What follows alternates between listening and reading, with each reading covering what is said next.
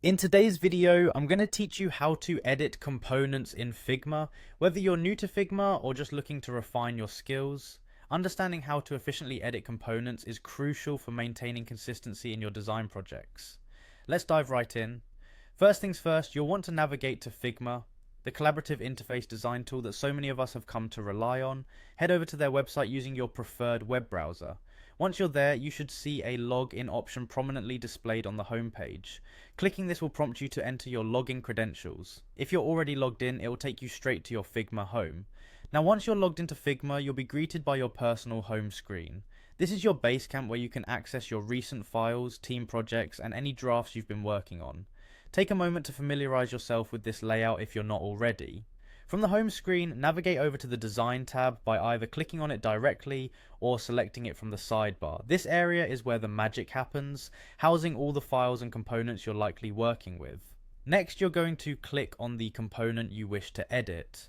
In Figma, components are like reusable elements that help keep your design consistent and efficient. Within your design file, identify the component you want to tweak. Clicking on it will highlight it, showing you all the related information about that component. Now that you've selected your component, it's time to start making edits. But before you dive in, make sure you're editing the main component itself. This is important because any changes you make to the main component will reflect across all of its instances throughout your design. Look for the reference or the label indicating it is the main component. Once you're certain, go ahead and start editing. You can adjust things like color, size, text, or even the structure of the component to better fit your design needs. And that's all there is to it. You now know how to effectively edit components in Figma. Remember, the key to working with components is understanding that any modification to the main component will streamline your design process by automatically updating every instance of it. This ensures your work remains efficient and consistent across the board.